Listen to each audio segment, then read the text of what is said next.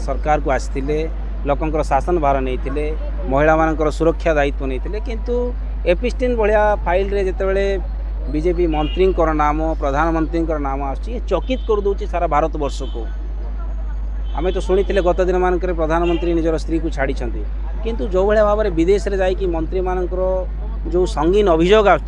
जो संगीन अभियोग को आम आलोचना करने मुखर धरने लज्जा अनुभव हो भारतवासी हिसाब से भारत वर्षर नाम को कौ जगह मंत्रिमंडल नहीं पहुँचाइबा कथा मंत्री विशेष नहीं पहुँचाइबा कथा किंतु एपिस्टिन भाया गोटे कलंकित अध्याय जहाँ नाम लिपिबद्ध होची ए सारा भारत वर्ष गोटे लज्जाजनक कथा भारतर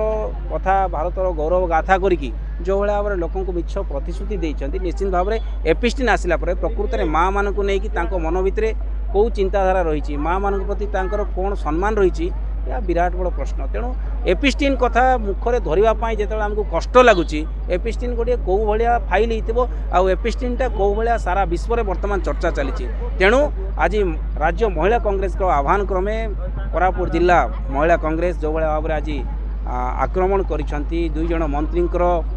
इस्तफा दाबी कर निश्चित भाव में स्वागत योग्य पदक्षेप जो भाया भाव में छोट छोट छुआठू आरंभ करी एपिस्टिन रे आपण मैंने जानी संपृक्त कहानी कौन रही तेणु तांकर जो पुरी हरदीप सिंह पुरी जे अच्छा मंत्रिमंडल रे तांकर इस्तफा दाबी कराई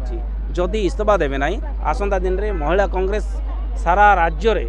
जन आंदोलन सृष्टि हो प्रति परिवार महिला माने राजरास्ता को आसवा महिला सुरक्षा कथा पड़ी एपिस्टिन भाया संगीन अभियोग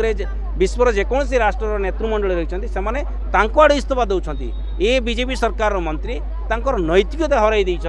इस्तफा न दे ए कथा को अन्य दिगरे भ्रमित करने विभिन्न आड़ देखे विभिन्न प्रसंग को आणुंट तेणु महिला कांग्रेस आज सजबाज आह्वान देते ये केवल दृश्य मात्र आसंता दिन में जदि इस्तफा न दियंती महिला कांग्रेस सारा राज्य रे सारा भारत वर्ष रे एक जन आंदोलन सृष्टि करिवो आउ महिला कांग्रेस लुहरे निश्चित भाव में बीजेपी सरकार ध्वंस हेबो।